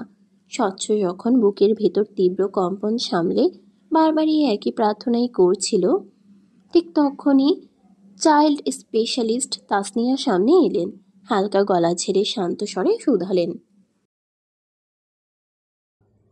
মিস্টার স্বচ্ছ, আপনার বাচ্চাটা আর আমাদের মাঝে নেই, দুঃখিত। স্বচ্ছ যেন শুনতে পেল না কথাটা প্রথমে। পর মুহূর্তে যখন বোধগম্য হলো তখন হতবিহবল নজরে তাকাই সে। দৃষ্টিতে যেন হাজারো অবিশ্বাস, সহস্র অসহায়তা। একটু আগেই তো সে কাচের দেওয়ালের ভেতরে তার এইটুকু মেয়েকে দেখে এসেছে। একটু আগেই নার্সদের অনুমতি নিয়ে মেয়েকে চুমুও দিয়েছে সে। ফিসফিস স্বরে বলেও ছিল, আম্মাজান, তাড়াতাড়ি সুস্থ হয়ে যাও। আমরা 3 জন বাসায় ফিরবো তো, বলো? স্বচ্ছ বিশ্বাস করে না একদিকে, অন্যদিকে তার চোখ রক্তিম হয়ে ওঠে, মুখ গম্ভীর। একটা বড় দীর্ঘশ্বাস ফেলে শোধায়, আমার প্রাণটা ডাক্তার, দয়া করে মিথ্যা বলে আমায় বিভ্রান্ত করবেন না ডাক্তার। আমি বোধহয় সত্যি এবারে দম বন্ধ হয়ে ছটফট করব। ডক্টর অসহায় চাহনিতে তাকায়। স্বচ্ছ যখন বুঝে ওঠে কথাটা সত্যি, তখন তার চোখ জোড়া রক্তিম হয়ে আসে। দাঁত খিচে সে বহু কষ্টে কান্না দমানোর চেষ্টা চালায়। অসহায় মুখশ্রী নিয়ে সে এপাশ ওপাশ চাইল। কথা আছে, পুরুষ মানুষ কাঁদে না, জনসম্মুখে হলে তো আরও নয়। কিন্তু এই ক্ষেত্রে স্বচ্ছ নিজেকে মানাতে পারল না। চোখ গড়িয়ে তার পানি পড়তে নিল। স্বচ্ছ মুহূর্তেই এক হাতে তা মুছে নেয়। পরবর্তীতে অসহায় চাহনি আর অবিশ্বাস্য চাহনিতে স্বচ্ছ যখন তাকালো, তখনই ডক্টর আবারও বলল, আপনার বাচ্চার শারীরিক অবস্থা দুর্বল ছিল, তার উপর বিভিন্ন জটিলতা ছিল। হার্টবিট স্বাভাবিকের থেকে কম ছিল। সাধারণ ক্ষেত্রে এত সমস্যাজড়িত বাচ্চাগুলো কম বাঁচে মিস্টার স্বচ্ছ। তার ওপর শ্বাসকষ্টজনিত সমস্যাও যুক্ত হওয়াতে আমরা সত্যিই বাচ্চাটাকে আগলে রাখতে পারিনি। স্বচ্ছ চোখ বুঝে নেয় এবারে। একটা হাত মুখে নিয়ে দাঁত দিয়ে কামড়িয়ে লাল টকটকে চোখের কান্না আটকানোর চেষ্টা চালায়। কিন্তু পারল কোথায়? ওইটুকু প্রাণের চলে যাওয়াকে মেনে নেওয়া যায়, যাকে 1 সপ্তাহ যাবৎ সে দিনে নিয়ম করে 20 বারের উপর দেখত, কথা বলতো আনমনে এসেই, স্বপ্ন বুনত বাসায় যাবে তারা 3 জনে। আচ্ছা, সুহাসিনীকে সে কি উত্তর দিবে? কি বলবে তাকে? তার এত কষ্টে লালন পালন করা বাচ্চাটার নেই, এটা সে বলতে পারবে? গলা দিয়ে বেরোবে? সুহাসিনী, সে বা কিভাবে মানাবে? স্বচ্ছ হাঁসফাঁস করে, বহু কষ্টে বলে, আমার আম্মাজান কোথায় ডাক্তার? ওকে একবার কোলে নিব, জিজ্ঞেস করব কেন চলে গেল সে। আমি কি বাবা হিসেবে খুবই খারাপ ছিলাম তার কাছে? ডক্টর তাসনিয়ার চোখ টলমল করলো স্বচ্ছর কথা শুনে। বলল, আপনার আত্মীয়রা আছে মিস্টার স্বচ্ছ, ওনাদের কাছেই। ওনারা এই সংবাদটা আপনাকে দিতে পারবেন না বলেই আমি বলতে এসেছি। নিজেকে মানসিকভাবে শক্ত করুন মিস্টার স্বচ্ছ। স্বচ্ছ ডক্টরের সব কথা না শুনেই হন্তদন্ত হয়ে পা বাড়ালো। অতঃপর দ্রুত নিজের আম্মুর কাছে গেল। ছোট্ট পুতুলটাকে তার আম্মুর কোলে চোখ বুজে থাকতে দেখে স্বচ্ছ এবারে প্রকাশ্যেই কেঁদে ফেলল। আম্মুকে ঝাঁকিয়ে বলল, আম্মু, এই আম্মু, আমার আম্মাজানটা নাকি চলে গেছে আম্মু। ওকে এনে দাও না প্লিজ। বলো না আমি ওকে খুব যত্ন নিব, খুব ভালো রাখবো, খুব ভালো বাবা হব। বলো না আম্মু, বলো না প্লিজ। স্বচ্ছর মা এতক্ষণ যাবৎ কাঁদছিলেনই। ছেলের পাগলামো দেখে অস্থির লাগে তার। কি বলে সান্ত্বনা দিবে তার পাগল ছেলেটাকে? কি বলে শান্ত করবে? অন্যদিকে আরেকজন সুহা, সে শুনলে তাকেই বা কিভাবে মানাবে ওরা? স্বচ্ছর বুকে সে ছোট্ট প্রাণটা, নিথর শরীর, নড়চড় নেই এইটুকু বাচ্চাটার। চোখ বুঝে বাবার বুকে পড়ে আছে নিশ্চিন্তে, যেন ঘুমটা কত সুন্দর। স্বচ্ছ বহুক্ষণ বুকে আগলে নিয়ে বসে থেকে ড্যাব ড্যাব করে দেখল নিজের মেয়েকে। কি মায়াবী তার প্রাণটা, কি সুন্দর পুতুলের ন্যায়। এই পুতুলটা আর জীবিত নেই, তাদের ছেড়ে চলে গেছে, এটা যেন স্বচ্ছ মানতেই পারল না। গলা রুদ্ধ হয়ে আসে, দীর্ঘশ্বাসে বুক ভার হয়ে আসে, রক্তিম চোখ জোড়া আরও রক্তিম হয়ে ওঠে ভেতরে পুষে রাখা যন্ত্রণায়। স্বচ্ছ তাকিয়েই থাকে। অতঃপর ফুলটাকে শক্ত করে জড়িয়ে নিয়ে এতটা সময় পর সে মুখ খুলল। কি এত রাগ হয়েছিল আম্মাজান যে এইভাবে চলে গেলেন আমাদেরকে রেখে? আব্বু কি বেশি পচা, আদর দেয়নি? বলো না আম্মু। এইটুকু বলতে বলতেই স্বচ্ছর লাল রক্তিম চোখ জোড়া আবারও জলে পরিপূর্ণ হয়ে আসে। ছোট্ট আদুরে মুখটাতে কয়েকবার চুমু দেয় পাগলের মতো। অতঃপর আবারও পাগলের ন্যায় রুদ্ধস্বরে জানায়, আম্মাজান, কেন এইভাবে চলে গেলি আম্মু? তুই জানিস না তুই আমার কতটা জুড়ে ছিলি এই কয়েকটা মাস, কতটা স্বপ্ন বুনেছি তোকে নিয়ে। কেন এমনটা করলি আম্মুজান? কেন এমনটা হলো? এই আম্মু, একবার তাকা না আম্মু। এইটুকু বলতেই স্বচ্ছর মা কেঁদে উঠল। তার ছেলেটা কি পাগলামো করছে, কত ভালোবাসে তার বাচ্চাটাকে, আর বিধাতা কি করলো? তার ছেলের সাথেই কেন করলো এমনটা? এই যে তার ছেলেটা গত 1 সপ্তাহ ঠিকমতো না খেয়ে না ঘুমিয়ে শুধুমাত্র তার বউ আর সন্তানের চিন্তায় ভীত হয়ে থাকতো। বিধাতা কি চাইলে এই ছেলেটার প্রতি একটু মায়া দেখাতে পারতো না? কেন করলো এই নিষ্ঠুরতা? স্বচ্ছর মা ফুপিয়ে কাঁদে। স্বচ্ছর মাথায় হাত রাখতেই স্বচ্ছ অসহায়ের মতো করে তাকায়, আকুতি নিয়ে বলে ওঠে, আম্মু, আমার মেয়েটাকে ফিরিয়ে দাও না আম্মু। ওকে বলো না একবার তাকাতে, একবার হাত পা নড়াচড়া করতে। আম্মু দেখো না আমার মেয়েটা কত মিষ্টি, একদম সুহাসিনীর মতো। আম্মু। স্বচ্ছর মা কাঁদতেই থাকে ছেলের প্রলাপ শুনে, তবুও বহু কষ্টে বলে, আব্বু, ও আর নেই আব্বু। আমার নাতনিটা আর বেঁচে নেই। তুমি এমন পাগলামি করলে সুহাকে কি করে জানাবো বিষয়টা? কিভাবে সামলাবো? মেয়েটা তো আরো দ্বিগুণ পাগলামি করবে। এদিকে জানানো প্রয়োজন, কারণ ও তো মা। স্বচ্ছ হুট করেই গম্ভীর চাহনিতে তাকায় এবারে। সুহাসিনীকে কি করে জানাবে এই সত্যিটা? মেয়েটা বড্ড খুশি ছিল যে কি করে বলবে সত্যিটা। সবটা শুনে কি বা করবে সোহা? এখনো তো পুরোপুরি সুস্থও নয়। স্বচ্ছ পারবে মানাতে মেয়েটাকে? স্বচ্ছ শুকনো ঢোক গিলে হুট করেই নিজের সব কষ্ট ভেতরে চেপে রেখে তার প্রাণটাকে তার আম্মুর কোলে দেয়। অতঃপর যন্ত্র মানবের মতোই পা বাড়িয়ে চলতে লাগলো সোহার উদ্দেশ্যে। অবশেষে গেল। গিয়ে বেশ মনোযোগ দিয়ে এক নজর তাকালো সুহাসিনীর পানে। বসে আছে একা একা জানালার দিকে মুখ করে। বোধহয় আকাশ দেখছে মেয়েটা। স্বচ্ছ যে কথাটা জানানোর জন্য এখানে এলো তা যেন মুহূর্তেই নীরব বার্তায় পরিণত হলো। বলতে পারল না সে। এই মেয়েটাকে এই খবর কিছুতেই বলতে পারবে না সে। স্বচ্ছ দীর্ঘশ্বাস ফেলে। সুহা ততক্ষণে তার দিকে ফিরে প্রশ্ন ছুড়ল, সকাল থেকে আজ আপনাকে দেখা গেল না, কোথায় ছিলেন স্বচ্ছ? মেয়ের খোঁজ নিয়েছেন? আজ তো কোনো নার্স ওর ব্যাপারে কিছু জানালো না, বললো না, আনলো না। কি ব্যাপার বলুন তো? দেখে এসেছেন ওকে? আমার মেয়েটা কি করছে এখন স্বচ্ছ? ও কখন পুরোপুরি সুস্থ হবে? ও বাড়ি ফিরবে স্বচ্ছ? স্বচ্ছ শুনল ঠিক, তবে উত্তর করতে পারল না। ভারী হয়ে আসে বুক।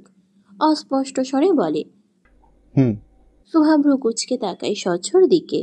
চোখ জোড়া লাল, মুখ চোখ এই কয়দিনে শুকিয়ে এইটুকু হয়েছে। মুখের দাড়িগুলো অবধি বেড়েছে, চুলগুলো উস্কো খুস্কো ঠেকছে। স্বচ্ছ এই কয়দিনে কবেই বা বাড়ি গিয়ে ঠিকমতো গোসল করে পরিষ্কার পরিচ্ছন্ন হয়ে এসেছে সুহা জানে না। সর্বক্ষণ তার কাছে নয়তো মেয়ের কাছে। সুহা মুহূর্তেই প্রশ্ন করে, বাসায় গিয়েছেন স্বচ্ছ, তাই আজ আসেননি? স্বচ্ছ কি করে বলবে সকাল থেকে মেয়েকে নিয়ে দৌড়াদৌড়ি করেছে তাই আনতে পারেনি? কি করে বলবে তার এটুকু পুতুলের ন্যায় মেয়েটার নেই? কি করে বলবে এসব? সুহা ফের বলে, কিছু ভাবছেন স্বচ্ছ? আমার মেয়েটা ঠিক আছে তো? স্বচ্ছ মুহূর্তেই চমকে গিয়ে উত্তর করলো, না না তো কিছু ভাবছি না। আমার পিচিটা সুস্থ এখন স্বচ্ছ? স্বচ্ছ এই মুহূর্তে টের পাই সুহাকে এই কথাটা বলার মতো সাহস তার নেই। সত্যিই নেই। অস্ফুট স্বরে বলে, স্বচ্ছ আমার মেয়ে ভালো আছে তো? আপনাকে এমন দেখাচ্ছে কেন? স্বচ্ছ অন্যমনস্ক। উত্তর যে দিতে সে আসলেই পারবে এমনও নয়। সুহা ফের ডাকে, স্বচ্ছ। স্বচ্ছ এই মুহূর্তে উত্তর না দিয়েই উল্টো ঘুরে আবারও বেরিয়ে যেতে যেতে বলে, আমার একটু কাজ আছে সুহাসিনী, আসছি। অথচ স্বচ্ছর কাজ নেই। স্বচ্ছ সবসময়ই তার সুহাসিনীর জন্য ফ্রি হয়ে থেকেছে। সব কাজকে পেছনে রেখে গুরুত্ব দিয়েছে কেবল সুহাকে। আর আজ কাজের অজুহাত দিয়েই তাকে সরতে হলো কাপুরুষের নেই। কারণ সত্যটা বলার সাহস যে তার নেই।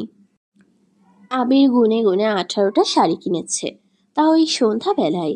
অতঃপর শহরের অলিতে গলিতে ঘুরে ঘুরে ছুটির জন্য চুড়ি, বেলি ফুলের মালা সহ সবই কালেক্ট করলো। ছুটিকে আজ সবটা বলা যাবে, অভিমান ভাঙানো যাবে সময় নিয়ে। ছুটি কি ভেবেছে সে এই অবহেলা মেনে নেবে? রাগ ভাঙাবে না, বরং দূরত্ব বাড়াবি? আবির চাইলে আগেই বলে দিতে পারতো সবটা, যখন এর আগেও ফোনে যোগাযোগ হয়েছিল। কিন্তু সে তো চেয়েছিল নিজ চোখে প্রেয়সীর অভিমান দেখতে। অভিমান ভাঙিয়ে প্রেয়সীর তুলতুলে কান্নাময় মুখটা বুকে নিয়ে আদরময় চুমু দিতে ললাটে, একদম প্রত্যক্ষভাবে ভালোবাসা দিয়ে সবটুকু রাগ অভিমান ভুলিয়ে দিতে। আবির মনে মনে এতদিন তাই ভেবে রাখলো এত আরাম করে। অথচ আবির কি জানে সময়ের গুরুত্ব কতটা? যে সময়টাই বসে সে এসব ভেবেছিল, সেই সময়টাতেই তার প্রেয়সী ভেবেছিল তাকে ছেড়ে চলে যাওয়ার কথা, ভুলে যাওয়ার কথা। আবির যেটাকে উপযুক্ত সময় হিসেবে বিবেচনা করেছে, সেটা যে আসলে সুযোগ হারানো তা আবির বুঝেই উঠল না। এমনকি এখনো বুঝে উঠছে ছেলেটা। নিজের মতো করে প্রেয়সীর জন্য কেনাকাটা করে সে গিয়ে উঠল শ্বশুর বাড়িতে। শ্বশুর আব্বা হতে শাশুড়ি আম্মু সবাইকে সালাম দিয়ে মুহূর্তেই শুধালো, আপনাদের মেয়ে কি আমার সামনে আর দেখা দেবে না? না দিলে বলুক সে, আমি দরজা ভেঙে হলো তাকে দেখে আসি। ছুটির বাবা গলা ঝাড়লেন। আবিরের দিকে তাকিয়ে হুট করে গম্ভীর স্বরে জানালেন, আবির, তোমার হাতে কিছু কথা আছে আমার। এই পর্যায়ে আবির সন্দেহী চোখে তাকায়, ভ্রু বাঁকিয়ে বলে, কথাতে পরেও বলা যাবে, কিন্তু বউ দেখা করাটা বেশি ইম্পর্ট্যান্ট। শ্বশুরাব্বু, সে বিষয়ে কথা ছিল। আপনারা যে ধান্দাবাজ আঙ্কেল, আগের বারে বিষয় কি ভুলে গেছি নাকি আমি? হয়তো আপনারা দিচ্ছেন না ওকে আমার সামনে আসতে, হতেই পারে। কথাগুলো বলেই সে গটগট পায়ে ছুটি রুমের সামনে গিয়ে দাঁড়ায়। দরজায় টোকা না দিয়ে ধমকের স্বরে বলে ওঠে, ছুটির বাচ্চা ছুটি, দরজা খোল, নয়তো খুব খারাপ হবে। যখন এই ধমক দেওয়ার পরও ভেতর থেকে কোনো রেসপন্স এলো না, তখন আবিরের দ্বিগুণ মেজাজ খারাপ হয়। দাঁতে দাঁত চিবিয়ে সে পুনরায় শুধায়, আয় ছুটি, দরজা খুলবি নাকি ভেঙে ফেলবো আমি? মেজাজ খারাপ হচ্ছে কিন্তু। ছুটি। এটুকু বলেই দরজায় একটা লাথি বসাতে নিল সে। ঠিক সেই মুহূর্তেই দেখা গেল লাথির ধাক্কায় দরজাটা খুলে গেল। আবির অবাক হয়, তার মানে দরজা আটকানো ছিল না। আবির যখন চমকে গিয়ে রুমের ভেতর গিয়ে তাকালো, ঠিক তখনই দেখল রুম খালি। রুমে কারো উপস্থিতি না দেখে আবির সরু চাহনিতে চাইল। মুহূর্তেই জিজ্ঞেস করলো, ছুটি কোথায়? ও নেই। উত্তরটা পেয়ে আবির যেন বুঝে নিল অজানা আশঙ্কা। এই মেয়েটা সবই পারে। মিথ্যে মিথ্যে ভেবে প্রতিবারই তার থেকে দূরে মরে যেতে উস্তাদ এই মেয়েটা। আবিরের কলিজায় মোচড় দেয়। পুনরায় গম্ভীর গলায় শুধায়, নেই মানে? বাসাতে নেই। কোথায় আছে এখন? এই পর্যায়ে ছোটন এসে উত্তর দিল, অন্য দেশে। আবির ছোটনের কথাগুলো শুনে চুপ থাকে। এই ছোটনকে সে সত্যিই অনেকটুকু বিশ্বাস করেছিল, অনেকখানি ভালোবাসত। সে ছোটনই তাকে মিথ্যে বলেছে এতদিন। কথাটুকু বলেই আবিরের হাত থেকে চিঠিটা নিল, চোয়াল শক্ত করে মেলে ধরল মুহূর্তে। আবির ভাই, আপনি যখন চিঠিটা পড়বেন তখন আমি আপনার থেকে অনেক দূরত্ব অবস্থানরত থাকব। সম্ভবত আপনিও এটাই চেয়েছিলেন, দূরত্ব। আমার মতে গুরুত্বহীন মানুষরা কাছে থাকলেও গুরুত্ব আর কোথায় বা পায় বলুন? এর চাইতে বরং দূরেই থাকলাম। আচ্ছা আবির ভাই, গুরুত্ব পেতে একটা মেয়েকে ঠিক কী করতে হয়? সুন্দরী হতে হয়? আচ্ছা, আর কতটুকু সুন্দরী হলে আপনি আমায় অবহেলা করবেন না আবির ভাই? আপনার লিজের মতো সুন্দরী? আবির ভাই, লিজাকে বউ বানানোর ইচ্ছে হলে বানাতেই পারেন, আমাকে ইনভাইট করতে ভুলবেন না। যদি অন্য কোনো মেয়েকেও বউ বানাতে চান তাও অনুমতি দিয়ে রাখলাম। আর হ্যাঁ, যদি কখনো মনে হয় বিচ্ছেদ প্রয়োজন, ছোটনকে বলবেন। আমি অবশ্যই বিচ্ছেদের দিন হলেও আপনার মুখোমুখি দাঁড়াবো। আর এমনিতে বোধহয় আমাদের দেখা হওয়ার সম্ভাবনাটা ক্ষীণ। যাই হোক, যেটুকু ভালোবাসা আমি আপনার দিক থেকে পেয়েছি সেইটুকুই আমি আজীবন মনে রাখবো। আজীবন সেই স্মৃতিটুকু আমি মাথায় নিয়ে ঘুরবো। অসংখ্য ধন্যবাদ আপনাকে ওইটুকু ভালোবাসা দেওয়ার জন্য। যাক, তবুও সৌভাগ্য আমার, অবহেলার শহরে একটু হলেও ভালোবাসার দেখা মিলেছিল। ইতি ছুটি। আবির পুরোটাই পড়ল। রাগে চোখ মুখ লাল করে মুহূর্তে একটাই শব্দ কেবল উচ্চারণ করলো, স্টুপিড। সুহা খবরটা যখন থেকে পেয়েছে ঠিক তখন থেকেই মেয়েকে কোলে নিয়ে পাথরের মতো বসে আছে সে। কোনো নড়চড় নেই, এক পলকেই শুধু তাকিয়ে আছে তারই একমাত্র বাচ্চা মেয়েটার দিকে, যার চোখ বুঝে আছে, হাতগুলো কেমন ঝুলে আছে, মুখটা নিষ্প্রাণ। সুহা কান্না করে না, বরং মুখে চুমু দিয়ে আওড়ায়, আম্মুকে এভাবে বোকা বানাতে নেই আম্মু, চোখ খোল। এই কথাটা সুহা কয়েকবারই বলেছে এই নিয়ে। প্রায় ঘন্টা 7 মেয়েকে নিয়ে এভাবে স্থির বসে আছে সে। এখন বাজে রাত 1টা। সুহার ঘুম পায় না, কান্না পায় না, দুঃখ হয় না। হসপিটাল ছেড়ে বাড়ি ফিরেছে 3জনই, অথচ তার মেয়েটা একটা বারও চোখ মেলে তাকাচ্ছে না, একটা বারও তার বাড়ি ঘর চোখ বুলিয়ে দেখছে না। সুহা থমকে থাকে, মেয়েকে বারবার ডাকে। বাদ বাকি সবার কথা মিথ্যে প্রমাণ করতে মেয়েকে বহুবার অনুরোধ করে একটাবার চোখ খুলতে, কিন্তু মেয়ে কি শোনে? সুহা স্থির বসে থাকার পরই সচ্ছল মা আবারও এলো সামনে। সুহার দিকে চেয়ে বহু কষ্টে কান্না আটকে রেখে শুধালো, সুহা, দাফন কাজ করতে হবে তো সকালে। এভাবে বসে থাকলে কি করে হয় মা? বাস্তবতা বিশ্বাস করো, মেনে নাও মা। সোহা ঘাড় কাত করে তাকালো এবারে। কোনোভাবেই সে বিশ্বাস করতে পারল না যে তার মেয়ে মৃত। মানল না তার মেয়েটা আর বেঁচে নেই। সোহা চোখ বুঝে এক পলক মেয়ের দিকে তাকিয়ে বুকে আগলে নেয় আদুরে স্পর্শে। সচ্ছর মাকে উদ্দেশ্য করে বলে, আম্মু, উনি কোথায়? দেখলাম না একবারও। সে তখন থেকে। একবার ওনাকে আসতে বলবে আম্মু। উনি বললেই বিশ্বাস করব, আমি মেনে নিব আপনাদের কথা। সোহাকে খবরটা স্বচ্ছ বাদে বাদবাকি সবাই দিয়েছে। সবাই বুঝিয়েছে যে তার মেয়েটার নেই। রাহা, স্বচ্ছর মা, তার মা, সিয়া, সবাই। অথচ স্বচ্ছ সেই যে কাজ আছে বলে বের হলো, এরপর থেকে আর আসলোই না তার সামনে। মূলত নিজের ভেতরের চাপা এক অপরাধবোধ থেকে স্বচ্ছ সুহার সামনে আসার সাহস করে উঠতে পারল না। বারবার একটা কথাই তার মাথায় ঘুরপাক খাচ্ছে, সে তার মেয়েটাকে আগলে রাখতে পারেনি।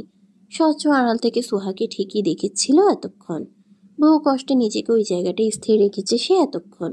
কিন্তু এতক্ষণ পর যখন সুহা তার খোঁজ করল, স্বচ্ছ আর সাহস নিয়ে দাঁড়াতে পারল না। মুহূর্তেই সরে দাঁড়ালো সেখান থেকে। বিড়বিড় স্বরে নিজে নিজে বলল, আমি এটা পারবো না সুহাসিনী, কোনোভাবেই পারবো না। তোমার সামনে গিয়ে দাঁড়ানোর সাহস নেই আমার। কথাটা বলিয়ে সে নিজেকে আড়াল করলো আবারও। সোহার সামনে যাওয়ার যে সাহস নেই তার। অপরদিকে স্বচ্ছকে বুঝিয়েও যখন পাঠানো গেল না, তখন সবাই মিলে সুহাকেই বুঝাতে লাগলো। বাস্তবতা মেনে নিতে বলল। সুহা কাঁদে না, বরং মেয়ের শীতল শুভ্র নিষ্প্রাণ মুখটায় বারবার চুমো দিতে দিতে বলে ওঠে, ওরা মিথ্যে বলছে তাই না আম্মু? তুই বেঁচে আছিস তাই না? বল, ওরা কেন বলছে তুই নেই আর? আম্মু, শুনছিস আম্মু? সুহা কোনোভাবেই বিশ্বাস করতে চাইল না। সে নিষ্প্রাণ দেহটা নিয়েই আরও কয়েক ঘন্টা এভাবেই বসে রইল সে। অপেক্ষায় থাকলো স্বচ্ছ আসবে, বলবে তার মেয়েটা সত্যি বেঁচে আছে। বাকি সবাই মিথ্যে বলছে, অথচ তাকে মিথ্যে প্রমাণ করে দিয়ে স্বচ্ছ এলো না। বলল না একবারও তার মেয়েটা বেঁচে আছে। একটাবারও তাদের রক্ষা করতে আসলো না স্বচ্ছ। বরং সবাই সকালের আলো ফুটে কিছুটা বেলা হতেই সুহার মেয়েটাকে কেড়ে নিয়ে গেল জোর করে। উদ্দেশ্য তার এটুকু ছোট্ট মেয়েটাকে দাফন করা। সুহা বেশ শক্তপোক্তভাবেই মেয়েকে নিজের কাছে রাখার জন্য আক্রমণ চালিয়েছিল। নিজের মায়ের মাথাতেই আঘাত করেছে কাচের গ্লাস দিয়ে। নিজ শাশুড়ির কপালেই ছুঁড়ে মেরেছে ভারী ফুলদানি। তবুও তার ছোট্ট মেয়েটাকে নিজের কাছে রাখতে পারল না সে।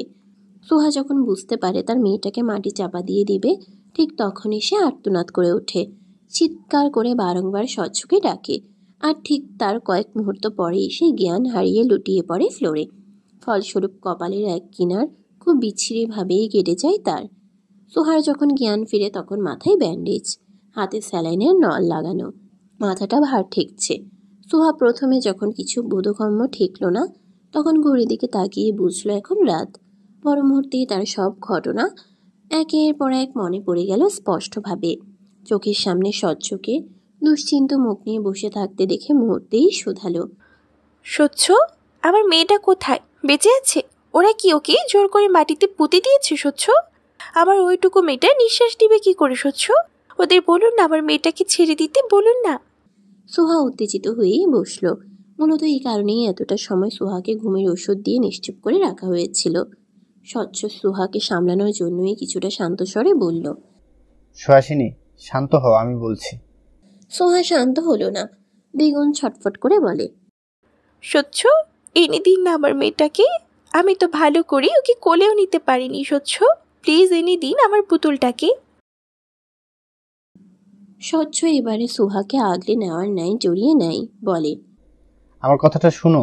সোহা নিশ্চিত হতে না পেরে প্রশ্নবোধক চাহনি নিয়ে স্বচ্ছর দিকে তাকায়, বলে, স্বচ্ছ, মাটিতে পুঁতে দিয়েছে না ওরা আমার মেয়েটাকে?